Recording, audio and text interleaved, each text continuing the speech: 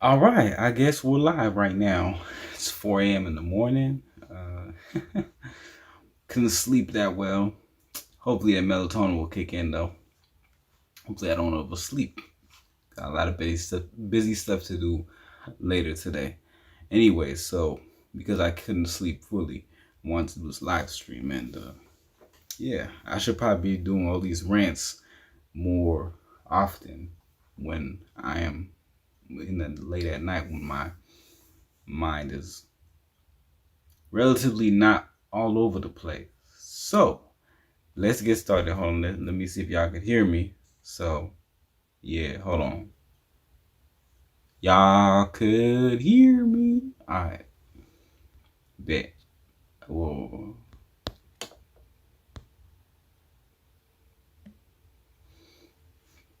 Hopefully y'all could hear me. If not, then it's all good. Hold on for a second. Let me see if I could. No, I don't want to stop the live stream.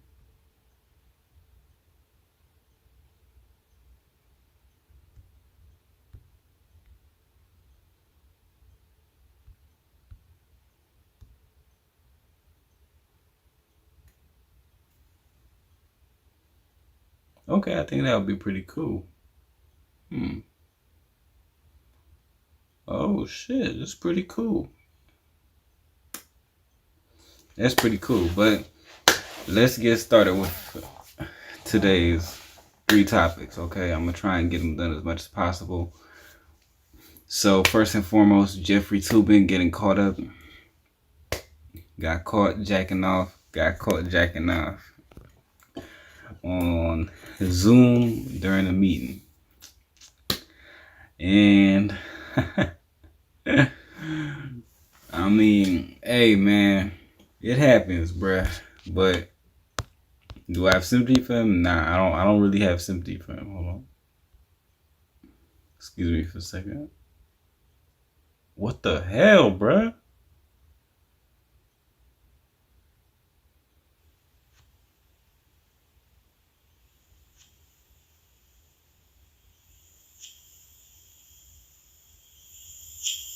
What the hell, bruh?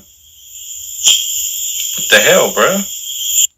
Because I swear, I just named, bruh. I named my live stream, my title live stream. It just keeps on saying my broadcast, bro. What the hell is going on, man? I swear, I just did this shit.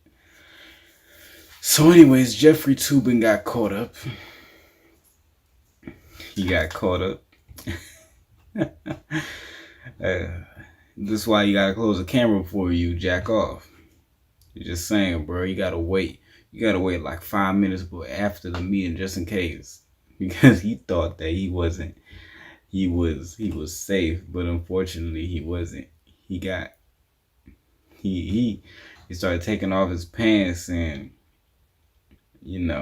started jacking off, getting the little paper towels and the napkins and the lotion and man, that's why you can't get caught slipping during the Zoom meetings. And look, man, I'm not saying that what you saying, well, what you did is abnormal. I mean, everybody does that. I ain't gonna lie, I do it too, man. Every human being on the planet does it. It's okay.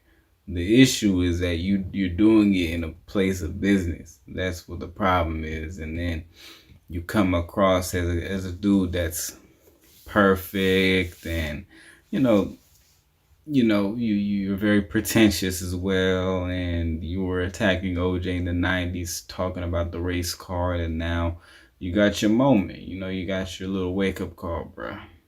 I'm just saying, man, it's unfortunate. Now let's get into the nitty-gritty of this. So NSARS, if y'all don't know, that's a police force in Nigeria that was made to stop robberies, which is a code word for abuse the hell out of the citizens. So the Nigerians from all ethnic groups have been abused and exploited by the by the SARS and just the general police department in general. So now Nigerians globally in the diaspora are standing up, as well as other Africans too, and other people too who have been standing in solidarity with the Nigerians. And they were protesting in New York, right where the United Nations headquarters is at, and I think that's remarkable. And I stand in solidarity with the Nigerians who are standing up against their oppressive regime with Muhammad Buhari. Now, this goes out to the boomer leaders of Africa. Get out of office. I mean, get out of office. Just get out of office. You're too wimpy. You're too lazy to do anything. So get your ass out of office. Okay? Nobody wants you there. Okay? You're a joke. You are a sellout. And people are saying, "Oh, yeah, a lot of them are communists, man. A lot of the African leaders are communists." Not necessarily. Capitalism. A lot of them are funded by capitalism too. They're funded by both capitalism and communism. To be honest, it's pretty much communism funded by capitalism. I'm just saying. That's dangerous. A lot of these regimes in Africa, unfortunately. One thing I'm going to say is this as well, is that younger Africans, particularly Nigerians, are standing up. And I'm happy for that. Now, are all of us standing up? No. And this is what I have to give some tough love to my brothers back east, in East Africa, particularly Ethiopia. Start standing up against Abiy Ahmed the same way Nigerians are standing up against Buhari. Remember, you can do it. You can do it too. You just have to organize and do something about it before it's too late. Don't make the same mistake our parents made by being cowards, by not doing anything, by just saying, "Oh, I'm gonna pray." Yeah, you can pray all you want, but that's not gonna do anything. Instead, and don't go into the suicidal and stagnated mindset too, where you just riled up for like 2 days, and then in the long run, you're just holding everyone back. Now, be consistent. Do something before it's too late. Organize and do something productive before, and do something that can be done through generation to generation, and won't end with after 2 people get killed or something that is just unrealistic. Make realistic goals while putting pressure on these politicians to change their mentality and demonstrate. Keep on doing that. Don't cuck around. Don't be a coward. Don't Just stand up for yourself. That's all I'm gonna say. That's all I'm gonna say, man. Because it is too late. It is 2020. Do not do the same mistakes as people from the 80s, 90s, 2000, 2010. And then don't dwell on the past too, to then say stuff like, "Oh, I remember when I was a kid, our nations used to be so amazing, man." And you're pretty much submitting to the fact that you're in a death throw position, that you're in a position of suicide and stagnation. And yeah, that's going to rile you up for like a few days, but in the long run, it's going to hold you back. That's why you have to think about the present and the future, in order to move forward. And then from there, when you move forward, you'll be able to develop something greater than yourself. Develop something for the future. Be a futurist, in my opinion. Now, let's go back to what we can learn from Nigeria. This is how you do it. You put pressure on the police. You make sure that they stop killing you. They're not gonna take it anymore. They've realized for years how evil Buhari is, and that he must be taken out of that office. Now, we have to do that with a lot of African nations. We have to dismantle the system before it's too late. Now, a lot of our other countries are on fire in Africa, relatively speaking. Nigeria, Ghana, Ivory Coast, Liberia, Ethiopia, Eritrea, Somalia, Kenya, South Africa, Namibia, Botswana, DRC, and Uganda and Rwanda. Well, Uganda and Rwanda are enabling the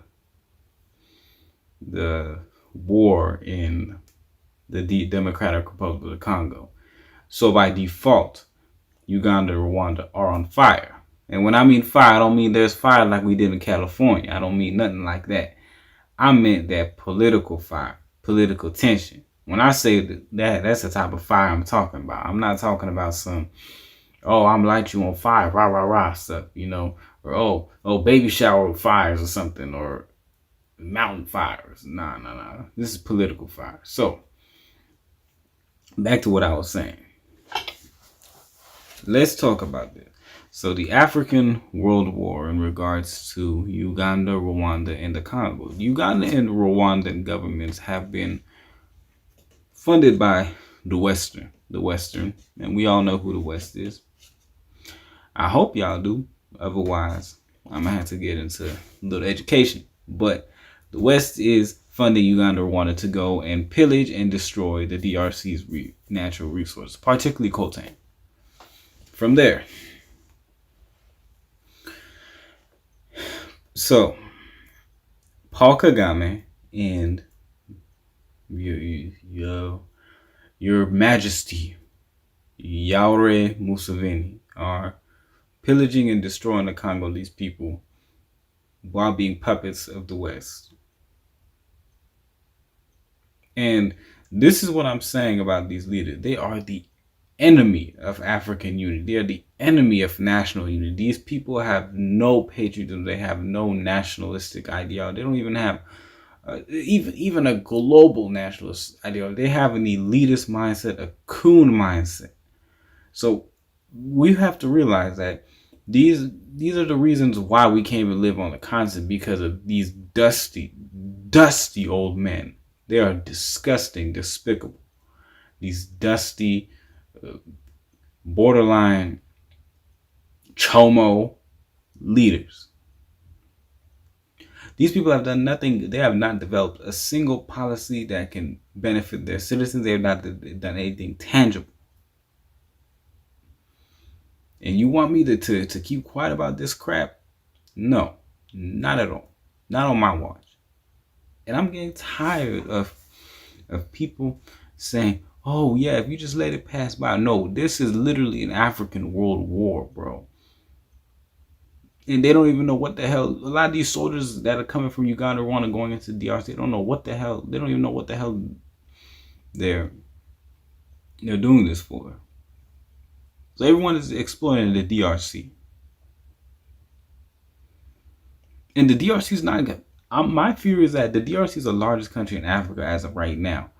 I don't think, like, if stuff continues like this, it's going to end up splitting into a million different countries. Unfortunately.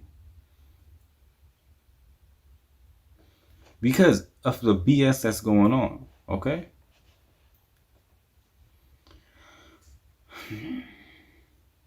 Yeah, press one if y'all could hear me, by the way. I'm sorry if I'm ranting, y'all. Hold on. Notice there's no chat history. Okay, fair enough. But anyways, yeah, and then also this is in regards to 50 Cent and Trump. You have to realize the hat that you got, everyone is getting mad about, and then the blame black men meme on Twitter, or hashtag that became viral a few days ago. Yeah. Yeah. Well, they never wore MAGA hats. That was edited by Eric and Donald Trump Jr., man. So, I'm just saying, y'all. I'm just saying. Don't jump your guns. And, I mean, 50 Cent was just mad when he was saying that. I don't think he was genuine. And if Ice Cube is just playing, with both sides, which every group does. I don't see why y'all getting mad. I mean, come on, every group, even white people do that, bro. They're trying to get something tangible, and what he's doing is he's saying is that, okay, the Democrats said let's to wait after the election for something to be done. What are you gonna do, Trump? Okay, You plan on doing this? Okay, here we go. Fair enough. He's just seeing what the plan is from both sides, and then from there, I mean, and let's say this. I mean, that doesn't mean that Trump is going to win just because he has the plan. Whoever wins, regardless if it's Trump or Biden, someone has to implement a lot of aspects of that plan. And if Ice Cube keeps on putting pressure, then the plans will be implemented. If he doesn't, then regardless of who's president, there will be no plans implemented, and then the same issue will go on for generation to generation. It's either now or never. Even Dr. Claude Anderson said, if you don't do anything by 2020, you'll be permanently in abject poverty in this country. And I 100% agree with that. You have to do something now. We have to do something now, whether it's Trump or Biden. What are you going to do? What are you going to do for me? What are you going to do for me? Okay, you tell me to wait out the election? Okay, all right, but you have to follow this platinum plan. You have to do A, B, and C, and D. If you don't do this, okay, then you will be impeached. Get out. I'll never vote for you again. Okay, all right, we're gonna go to other politicians that says, okay, if you do this now, do it now. You can do it now. You have the ability to do it now. You have the money. You did it. You gave us money for the COVID crap when this whole BS happened in March and April. You were able to give funds out like that. You didn't even give it to black businesses, bro. Especially black American businesses at that. So you have to do something. Okay? And that doesn't mean he's supporting Trump. Ice Cube is not supporting Trump. He is a businessman. He's trying to see what will be done. If they can't do it, then off to the next. Nothing personal at all. And that's how a real man's supposed to do it. Okay, you ain't gonna do anything for me? All right then, get out then. Get out, bro. It's getting a little hot in here. It's getting a little hot, man. that's just how I would do it too, bro. Like, what you mean? What you mean? Like, I'm not gonna talk to anybody because A, B, C, and C. Well, you have to talk. You gotta negotiate. It's just called negotiation.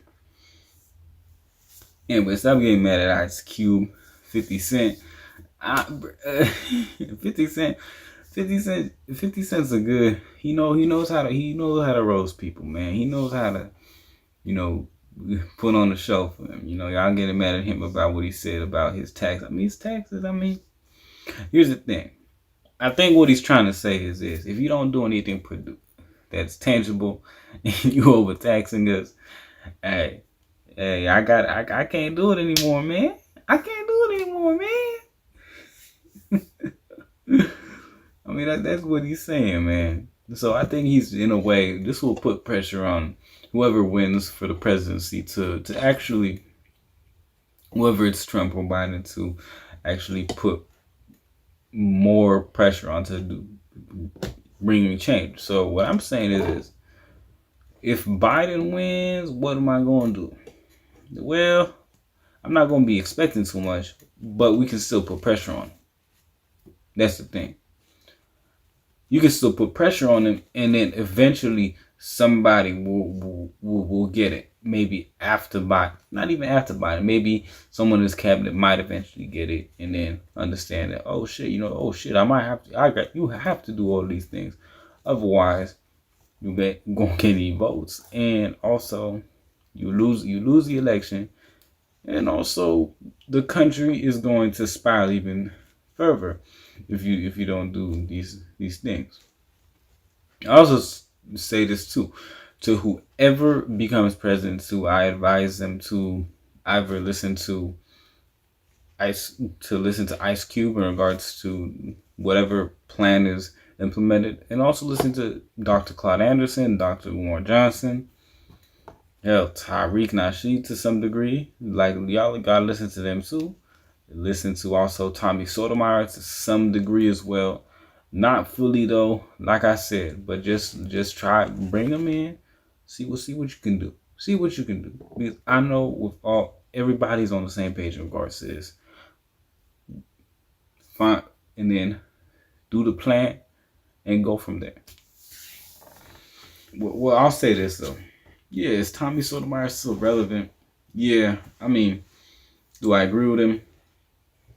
Like I said, he's over emotional, but sometimes he will probably fight for the common good that's bigger than both of us. So I hope so. But like I said, just stick to Ice Cube and Dr. Claude Anderson. Those are the two that I would definitely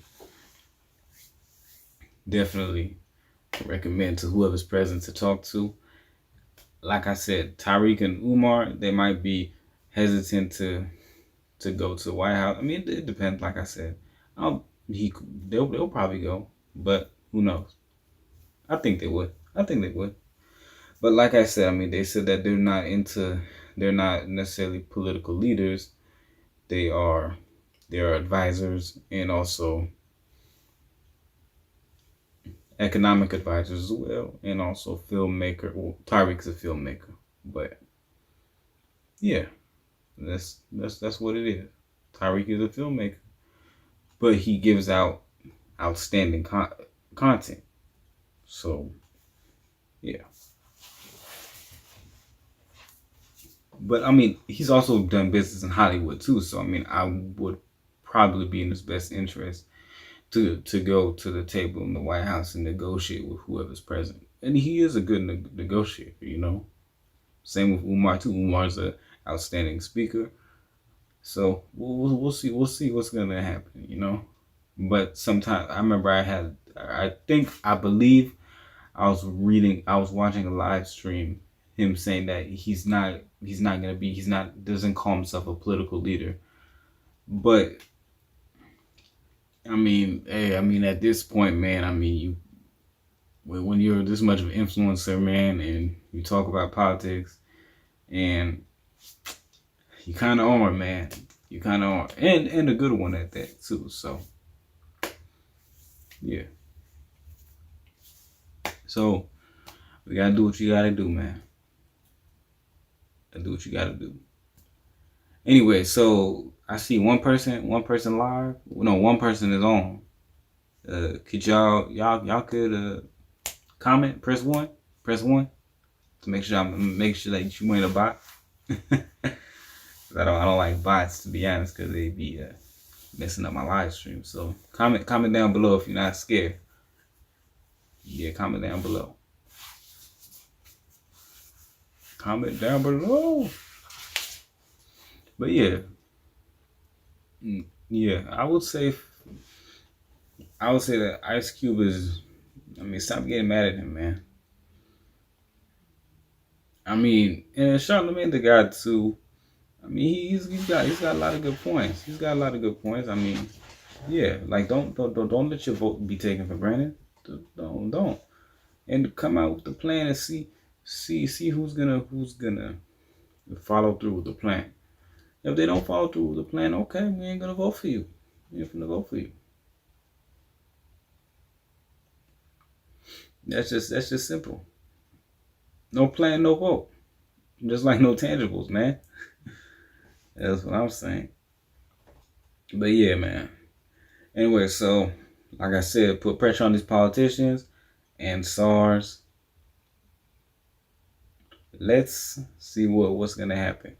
Jeffrey Toobin. There was CNN was defending Jeffrey Toobin. Man, you can't defend that, bro. He was, man, with his point at their ass.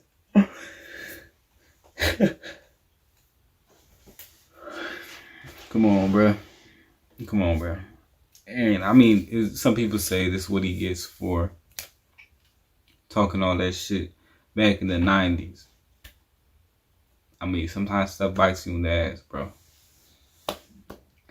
But you can't be defending the CNN. I know. Come on, man. But y'all stay on code though. Y'all stay on code, unfortunately. Oh man. Man, y'all stay on code like a motherfucker, man. I ain't gonna lie. But yeah, on the real though, like I said, in SARS, stop killing us, Africans. Put pressure on the politicians, people over in the States, especially Black America. Put the pressure on these politicians like usual, and y'all stay safe. You know, and my condolences go out to everyone that has been hurt by SARS. Everything that's going on in other countries back in the continent. You know, Ethiopia. You know, I know it's rough. You know, we gotta get that. We gotta get. Hold on, back in Ethiopia. This is what I'm trying to say, man. We gotta get that little plant man, little simp. I'll be out of there. We gotta get him out of there. You know, that's what I'm saying is that everybody needs to come together, and we gotta take them out. Cause one thing I don't like about Abi, and this is what I'm saying. This is my honest opinion. I don't like about Abi is he goes to Rwanda, right? And he talks about I'm gonna implement having these nice streets and clean the streets and put these plants in the presidential palace. Okay. Well, while you doing that, farmers are losing their land in Ethiopia, particularly in Showa. You know, West Showa, East Showa. Man, they splitting that shit up. There's no more Showa. Or I'll just say Ambo and Nazareth, particularly Ambo. Well, it's gentrification pretty much. He's trying to make the city look nice, but there's a lot of homeless people. And because Showa has been divided and destroyed, a lot of people can't live in those rural areas in Showa, and these people are destroying the farmlands, particularly in Ambo and Nazareth, but primarily Ambo. That's leading a lot of people to migrate to Addis Ababa, and they can't find jobs and they're homeless, and then some of them have to go back and forth, and it's just a complete mess. It's a complete mess over there, okay? And instead of him realizing, hey, maybe I should do some biofarm, maybe I should get funds or fund programs like more tech programs, more farming programs, more biofarming programs, other ways to store food or cultivate and develop extremely rural areas, especially in places that you originate from, such as Nakamt, other rural areas of the region of Oromia.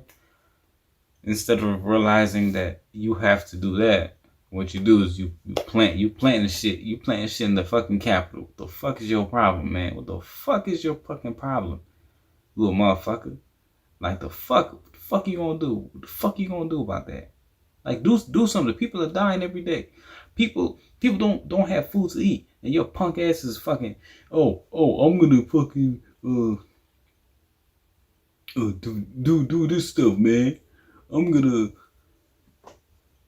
plant garden stuff in the president's path. Okay, do something for the whole country. Do something for the areas strongly affected, such as rural areas, especially in Akbo, bruh.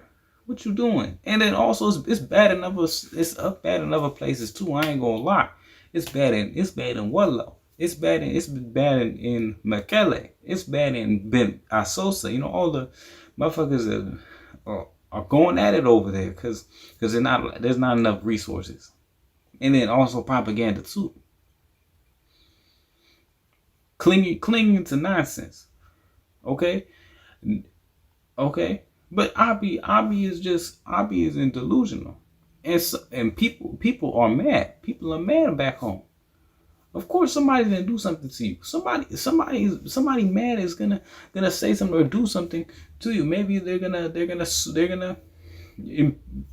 eventually somebody's gonna impeach you or do something like that, or just I don't know, man. They're gonna do. There's a lot of things you can do, you know.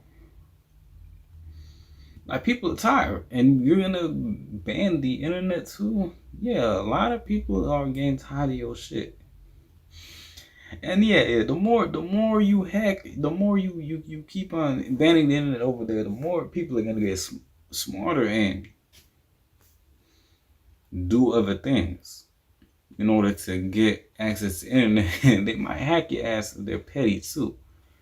Cause like I said, do not doubt people back home. yeah, they're in a bad position. There's a lot of setbacks in their life, you know. A lot of people not nobody, you know, people can't afford a few things, but they know when they get those opportunities, they're able to strive and succeed. With that being said, you never know who's gonna be working for you, man, or who you're gonna be working for in the future. That presidency, that prime ministry, whatever you call it, man, it's only for a short amount of time. I know we don't have the same stuff as the United States, for example, the same term limits, but it's still you can't stay there 50 years, all right? Especially now. You can't stay there 50 years without somebody pressing. The thing about my generation, we're gonna press you, we're gonna confront you. Especially, and you never know is that when we get into power too, we can even expose and humiliate you more. I'm just saying. Or you never know, somebody could. I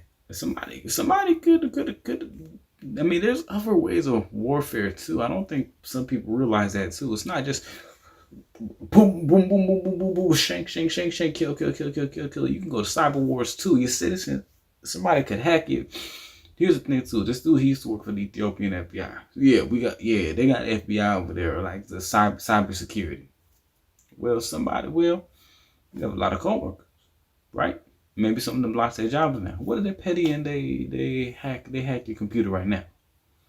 I'm just saying, that could happen. That could happen. People are petty. So please, you better do something before stuff really pops off.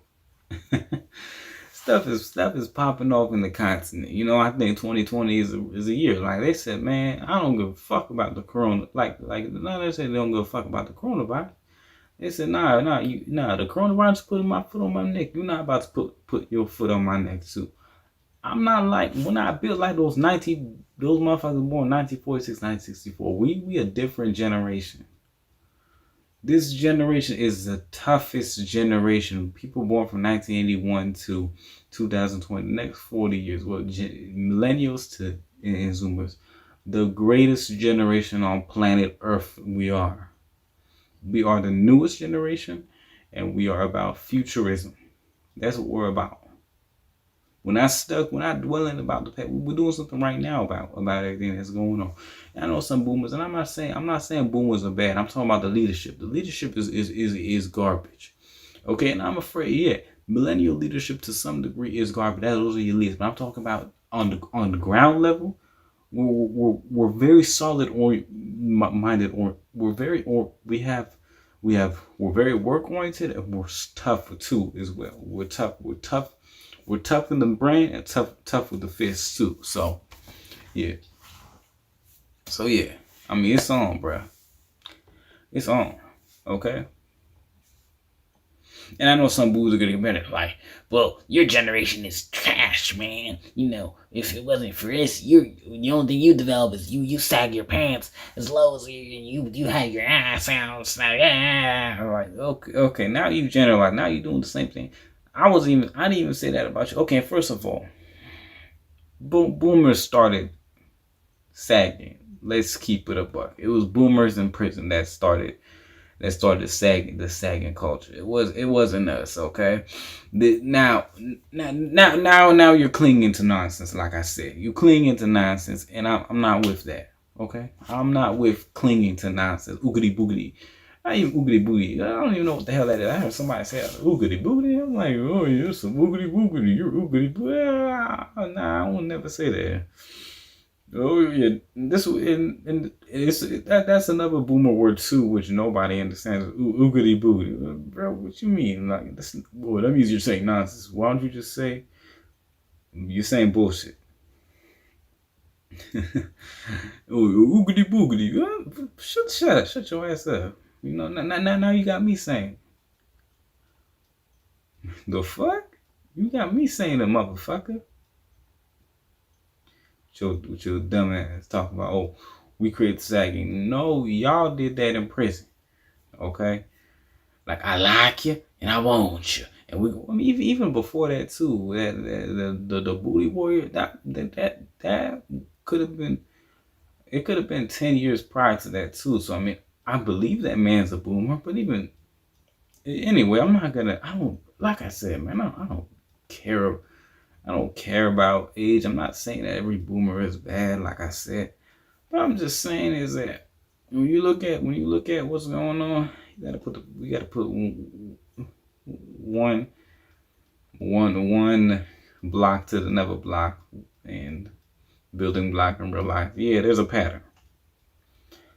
Pattern is this is what's happening, and then the innate arrogance too of many of our leaders too to say, oh, when I was a kid, oh, I was able to get a job easily. I was able to own a house at this age. I was able to own land and stuff. Well, things are 1,000 times more expensive, and you took the trades out of our schools, and also you were given everything handed to you on a silver platter.